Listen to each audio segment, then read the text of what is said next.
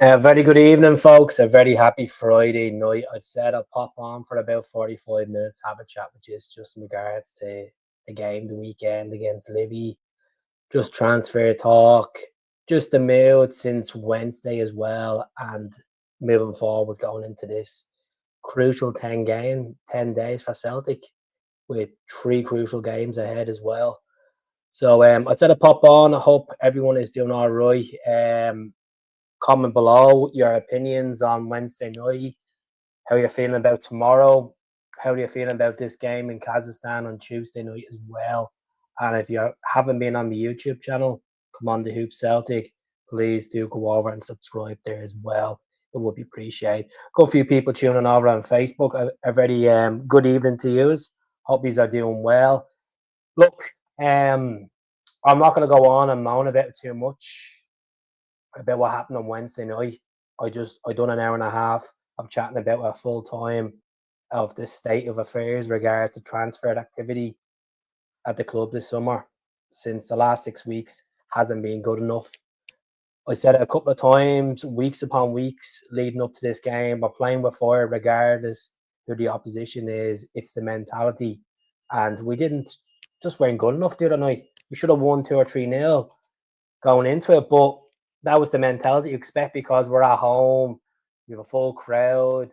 This team is ranked 400 odd in the UEFA rankings, and look, we were shy. Simple as, and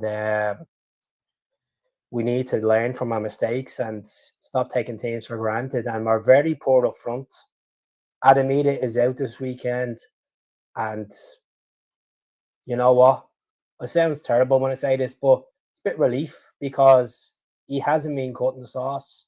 I like to obviously gives the door open now to Johnny Kenny, to Shinamada, to Callum Osmond to make a stamp in Brendan Rodgers' plans because realistically we should be looking in the window for a striker. Anthony Joseph tweeted yesterday on X that Celtic are looking in the window for two wingers, a striker, a left back, and more likely now a right back. Brendan Rodgers confirmed today that they're going to look for to get someone in to cover in that right back position as Alistair Johnston is injured now for the next 12 weeks. So things could be worse, but we are in a bit of a hump because it's the culture around the club at the moment. It's the whole lack of spending that's killing some fans.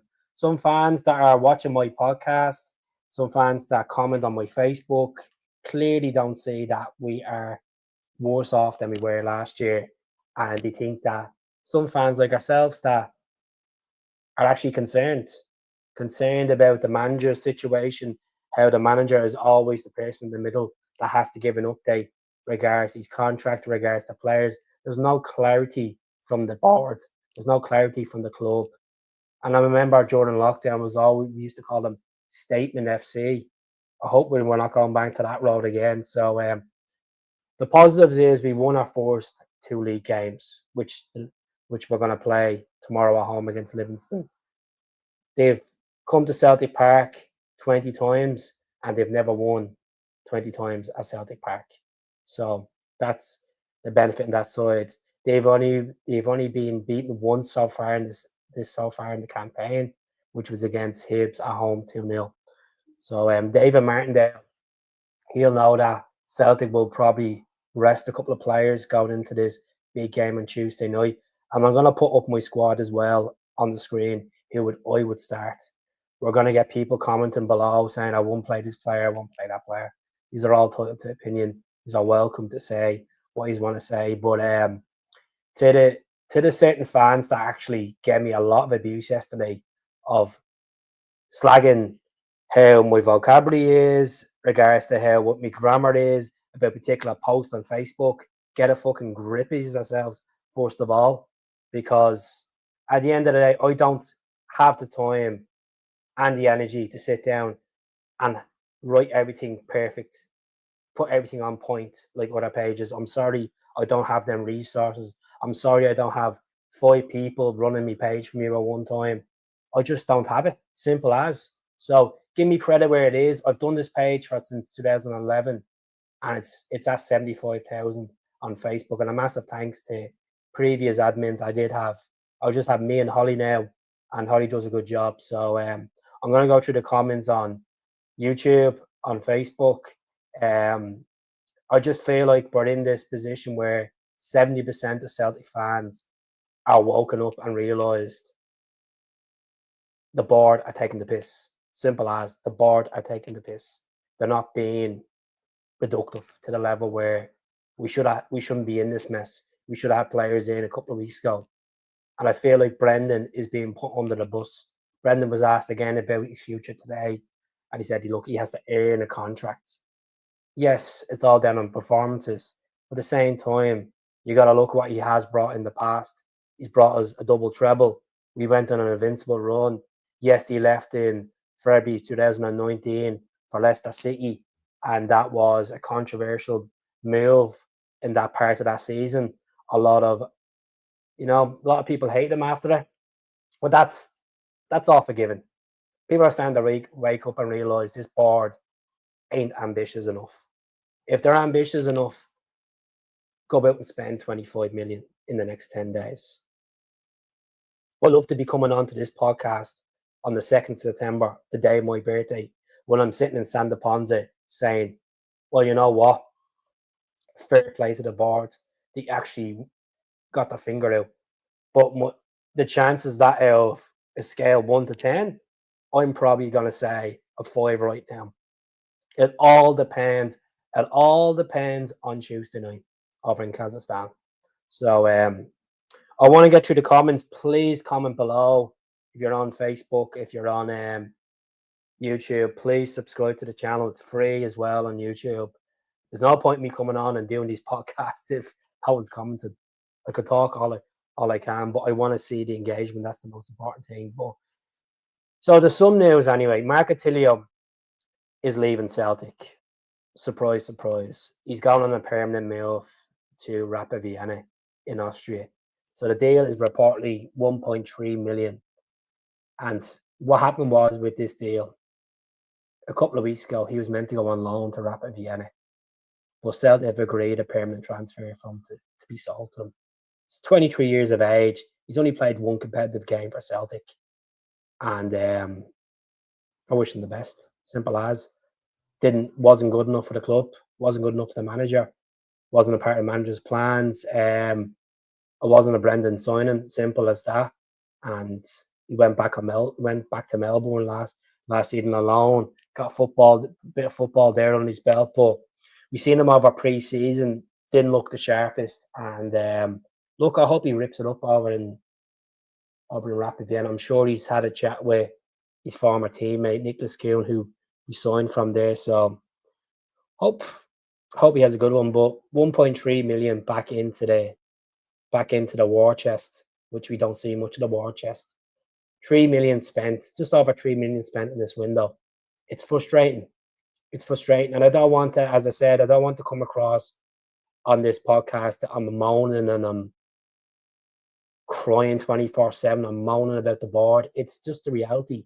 Simple as it is. You'll have a financial muscle behind you to build your squad and replace in the key areas which we're lacking in. So I'm gonna see what how's it going, man? I hope you're doing well. We were terrible on Wednesday. We will bounce back and get a win away and back on track.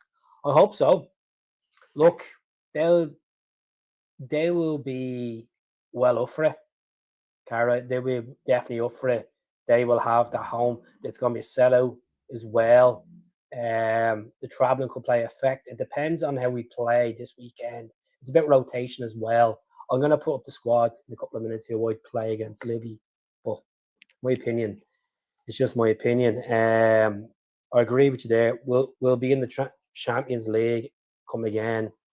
But the thing is, we could get into the Champions League. All means if we get into the Champions League on Tuesday night, we'll all be happy. But deep down inside, it's about what we do in this window.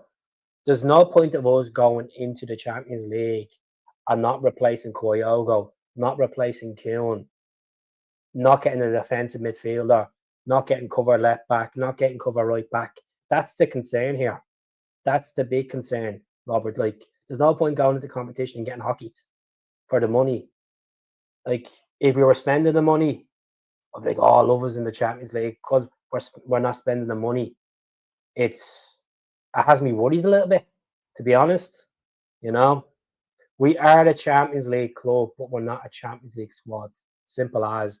And any Celtic fan that thinks we're a Champions League squad, just give yourself a wobble. Just give yourself a wobble because if we can't beat a team from Kazakhstan at home in the Champions League, what makes us think that we deserve to be in the Champions League? Let's be honest. It's about victory. It's about progress. How's it going, Jordan? I hope you're doing well, son. As as a club, we will never strengthen from position to strength, but our club it's lacking quality, a striker and creative midfielder. Well, you're right. We do need a creative midfielder. We haven't replaced Matt O'Reilly. We need an offensive midfielder as well because some games Callum McGregor does not have the legs for it. And I hate saying that about the skipper, but you're right. We're lacking quality across the park, and I think certain individuals look like they've checked out the team for the last year, and they're just winging it. And that's I'm gonna put Carter Vickers in that category because as much as I love Carter Vickers, I've said this so many times. When we got this guy in from Tottenham on loan that season, I wanted him more than Jota being bought on a permanent. And fair enough, we got the two of them on a permanent. Um, I think since the Scottish Cup, since the Scottish Cup semi final when we won the treble last season, the Carter Vickers has not been the same person, same player for Celtic. And I know there's been injuries and stuff and operations and stuff, but if you ask me to get rid of Carter Vickers, if we could cash in and get someone in and replace him, take the 10 million if he's worth 10 million and get someone in. It's all about hunger. It's all about people that want to play for this club. And some of them are just winging it. That's the God honest truth. They don't realise how big this is to the fans. You know, like we want to be in Europe. Well, we're guaranteed we're in Europe anyway, regardless what the result is on Tuesday night. If it's Europa or the Champions League, but we really need to start getting players in the next 10 days. I don't want to think about the Rangers game until we get over Tuesday, until most of all is getting through the next game, as Kasper Schmeichel said, because if you're taking eyes off that particular game, where's your head at? You should not be taking Livy for granted. So this is the team I would start on. I just want to make sure this is right. Tomorrow. Now, obviously rotation. You'll probably say Tierney left back. I think Tierney has obviously played an average around 60 minutes so far for Celtic every game. I think we need him to be rested for the massive game on Tuesday night. So all this criticism around Inamura not making the Champions League squad, well, he needs to prove a point to the manager. There's no point getting a guy in from Japan and we haven't seen enough of him yet. A few games in pre-season. So I would start Inamura. And if it comes to a case, rest Tierney for Tuesday night. If we had a 3-0 or 2-0 or 3-0 lead, I probably would have started Tierney because it's such an important game on Tuesday night.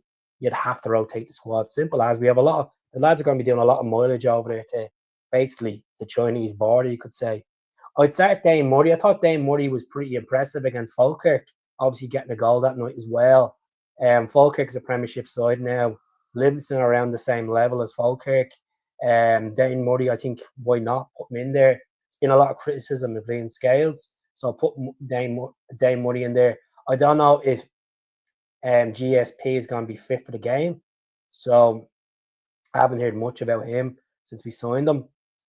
And then Carter Vickers in there as well for the experience. Ralston is going to start because Alistair Johnson's out for the next 3 months. So it is high importance that we get someone in. Even if it's someone on loan as a right back, I'd accept that just until we get Alistair back towards Christmas time. Callum McGregor will start because he's the captain. And I'd probably, if I was Brendan, I would probably give Callum McGregor 60 minutes, whip him off, bring someone in the midfield. If it's Engels or if it's a Tate, bring him in. Bernardo has to play. We haven't seen much of Paulo Bernardo this campaign. The guy that we brought in on a permanent deal from Benfica just has not been a part of Brendan's plans, and hopefully we see more of Paulo Bernardo. I think it's a game for Luke McKeown. I think Luke obviously scored the opening goal for Celtic against St Mirren in the opening day. Brings something different. I thought he was pretty good against Falkirk as well. I'd start McKeown. You could start James Forrest on the right, but I'd bring Benji Negrin in. He has to make a point. He's only a new player coming in to get used to the squad. Thought Yang was oppressive when he came off the bench, but when he came off, the first 15, 20 minutes looked oppressive. That he dipped off midweek, and then you start Kenny as well. Some people say Yamada, some people say Osmond. I'll put Moyeda through the middle. This is the team I'd go for on tomorrow against Livingston. Let me know in the comments if you agree or disagree. Look, it's all to opinion anyway, so let me know what you think anyway. 21 people tuning in. Please get your comments in on Facebook and YouTube. There's no point of you observing and not giving your say as well. This is more about you than it is about me at the end of the day. Yous are the fans. Yous are the season ticket holders. Yous are the ones that care as much as I do. So please get the comments in. It's important. I totally agree about Bernardo getting a start. I'm pretty sure that he's the Portugal under-21 captain. He needs to play. He can hit it from outside the box. He's a good grafter as well. You know, we wouldn't sign the guy in a permanent deal if there wasn't quality in Bernardo. So we need to play Bernardo. McCown, I think it'd be ideal. If you could rest McGregor, it would be ideal, but he's not going to rest McGregor. It's going to be weird tomorrow, especially at Celtic Park, because after midweek, fans will want to voice their opinion about the board, and there may be a banner directed aim at the board. There may be jeers, there may be boos. We shall see. We shall see. But the most important thing is you don't want to bring it too much to the park, because at the end of the day, the fans are there to motivate the team. They're the 12th man. The team need to be pushed on. And the team know quite well that the fans are unhappy with the Celtic board, with the lack of, investment in the squad this summer. As I said, you've got players in on the cheap and on a loan, and then on freeze. It's as I said, if we only had a budget of 20 million, I can understand that. I can understand that, you can't go out and spend too much. But it's just a shambles. It's just a shambles, and there's too many happy clappers and too many people thinking that this is just perfectly fine. We're still in the toy. We'll get through, and that's it. And are not seeing the bigger picture of it. We have a full season. Like, if we don't qualify on Tuesday night, we're in the Europa League, and then there's going to bring a bit of negativity around the fan base as well. Oh, the board done this. Why'd you not say it now than say it on Tuesday night if it goes wrong? Just say it now. How's it going, Ed? I hope you're doing well. Good to see you in. Good to see the numbers in. Look, I need to start telling people when I'm going to come on live more often, because it's important for you to get these, as I say. But let me know about the starting lineup. There's meant to be a delegation of people from Celtic over in Belgium at the moment to finalise the deal for Michel and Balak-Wishe, the 24-year-old winger. Preferably plays on the left. Plays for Royal Antwerp. I'm gonna see, can I pull up his stats for you? Might be a bit slow on the screen. So he's played 5 games so far this season in the Belgian Jupiter Pro League. He's accumulated 347 minutes so far, 1 goal. But he does have an injury record there as well. He was injured for the first half of last season, came back into the squad, played over 13 games for Antwerp. And the thing about Balak-Wishe is he preferably plays on the left, and I know we're missing Jota on the left. Big goals to his game, European experience there as well, and being capped for Belgium under-21s as well. So there is experience there with Balak-Wishe. Yesterday there was reports come from Belgium from Sasha Cavalieri that the medical was booked. It's just down to personal terms that the final. This is why it's the complication. So this is why I think Celtic are going over to have a chat with Antwerp. Reportedly, the fee is meant to be around 4.5 million for them. We're also keeping tabs on Jacob Brenham that plays in the Eredivisie. He's a 21-year-old. He's 21, yeah. Let me check. I think he's 21. Just want 100% confirm this thing. He's 21, is he? 21 winger. Yeah, he's 21. Got a spot on. Danish winger. They won the Dutch Cup last year. Preferably plays on the left wing. In his career, he's played 60 times on the left wing. Can play in that attacking midfield position as well. 32 games there, and then he can play in the right wing as well. So he's a guy with a bit of experience. I had a look at Jacob Brenham best parts last night. I know this is kind of raising the eyebrows to some Celtic fans. Very, very skillful player. Kind of reminds me of Paddy McCourt a bit on the ball. Like, he's not the most pacey player, but technically he's really, really good. And the only concern is it's the final product with him, regards to goals. Like, he's played on the left wing in his career. He's scored 14 goals in the attacking midfield position, 15 goals. I'm gonna just pull up this talking about Jacob Brenham, his stats here on the stream. Let's see now. See, can you all see this? He was the last time he played for his country. Who, Malagwisha or Jacob? Let me know. I'm just going to look at Jacob's stats here, right? So this is an overall full statistic. I'm gonna just break this down just easier for you as that I do it as in like all. I'm gonna just do it all seasons. This is a current season, and then you'll see it on the right hand side. His history playing for them in the Eredivisie. His market value is €5 million, and they're trying to get around £4.5 million, which is the equivalent of just over four. Played 70 games for Go Ahead Eagles in the Eredivisie. As I said, he won the Dutch Cup. His former teammate Antman has signed for Rangers a couple of weeks ago. So Celtic have been stunned with this move because they originally offered 2.5 million for this guy, and they were laughed at. It's not hitting his valuation. Go Ahead Eagles want, which is around 4.5. So I'm thinking if we can get Balakwisha in and get Jacob Brenham in, it means the two wingers, them positions are sorted. We don't have to worry about that. But the most important thing is getting a striker in. We're not linked to any strikers in recent times, only bar Jamie Vardy, who's a free agent. He's we all know Vardy's 28 years of age. He scored over 200 goals for Leicester. He has experience of playing in Europe, in the Champions League, the Conference League, the Europa League. He has experience playing in Europe, which is a big thing. But I said it the other night on the channel, and I'll say it again. I would have rather Vardy the other night instead of Ida, because I just feel like Ida isn't good enough for Celtic, and it's gonna be down to hard work and confidence to get him back to level.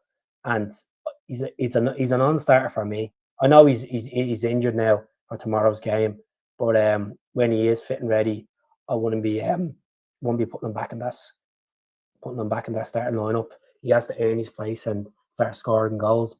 Goals shut the critics up. Good performances shut the critics up, and you put a 9 million price tag on this guy, which we got fleeced from Norwich. He has to do a little bit more on his game, as in like tracking back, linking up better, start getting onto the end of crosses. Like, you look at games against St. Mirren, Tierney swung it in about 3 or 4 times. Ida wasn't there. That's the thing. So I've been a big Ida fan But my opinion is changing on him because he's not producing the goods.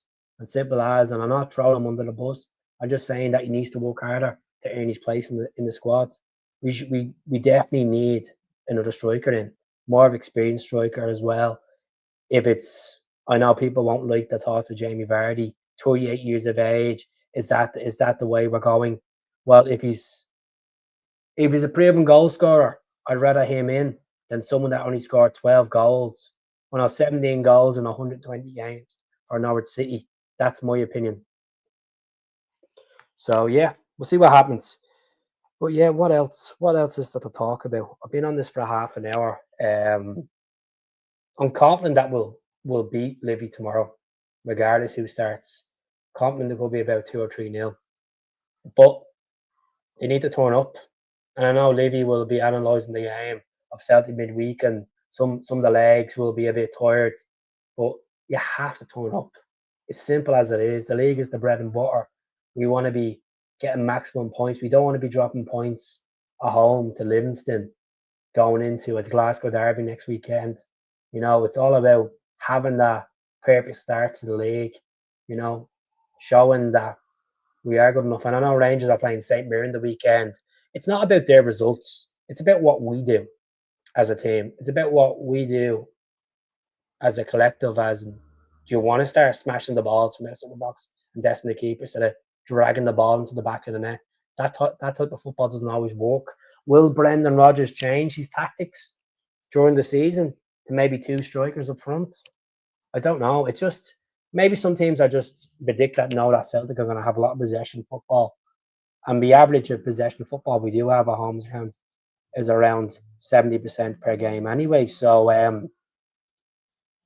it should be a victory tomorrow, but you can't take teams for granted, and Martindale will be up for it. His squad will be up for it. I know being promoted back into the league, they've caused us problems in the past, so it'll be interesting. But Bernardo, I'd like to see him start tomorrow with McKeown. But it's a shame about Alistair Johnson, big time, because if AJ was fit, it's a different story on that right flank, defensive flank, as we know. Ralston is he's steady, but I can't trust him in every game. Simple as, like, Ralston on Tuesday night over in Kazakhstan, we have no other choice because we didn't get players in to fill the finalised paperwork and stuff. So Ralston's going to start on Tuesday night, and hopefully the Bells Hill bricklayer has a good performance. But he needs to build a bit of confidence, and he'll now know with the extent of Alistair's injury, he has to step up. And it's home tomorrow, Tuesday over in Kazakhstan, then a trip to Ibrox on the Sunday. Then there's an international break as well. So the transfer window closes on the 1st of September. I think it's around 11 o'clock. The transfer window will close. And hopefully we start getting players in. But there's no talks of defensive midfielders anyway. I'm going to say 3-0, to be honest with you, Jordan. I think I fancy Negrin getting a goal, Maeda getting a goal, and I think Maeda. I'd put Maeda on the bench. To be honest, I'd rest Maeda, rest Callum, even though he's not going to rest him anyway. Tierney, rest players like that, because we're going to need these guys full batteries for this massive game on Tuesday night. Oh, anxiety will be kicking in on Tuesday, but we need to get past Livingston first. It's going to be a hard game, but 3-0 I fancy. 3-0. Doesn't matter who scores. Once we get goals, once we get the 3 points tomorrow, if it's a scrappy 1-0 victory, we'll take it. We'll take it, especially at home against Livingston with all the negativity around the squads. Well, the boys will hopefully come out tomorrow, hopefully blitz the game, hopefully. We'll see. So 8 people tuning in, 5 on Facebook, I just want to say a massive thank you to everyone that supports the page on Facebook. We're up to 75,000 now. A lot of you don't agree with what we put up, or we do agree. It doesn't matter at the end of the day. Content is content. If we have to go out and root content out and put up for you, and he's like it, you don't, you don't. You just can't make everyone happy. Simple as you just can't make everyone happy in life. You just go with the flow. But yeah, so I'll stay on for another 5 minutes and then I'll call it a day. But I might try to get on tomorrow night. It depends on the result. If it's a bad result, I'll be on like a quick enough. But if it's a good result, just let's enjoy the goals and look at the post match reaction and then get on and have a chat. I'll try to get on tomorrow night. But it should be a positive result. I'm confident that we'll smash Livingston. But I was confident the other night that we were going to get a result. But you never know in football. You never know. But yeah, let's see. Thank you very much for the likes, Jim, Robert, Colin, Susan, and Robert as well. Couple of Roberts in the cafe. So, right, folks, I'm gonna leave it there. Thanks very much for tuning in. Thanks for watching. And if you haven't seen the YouTube channel, please click the subscribe button as well. Hell.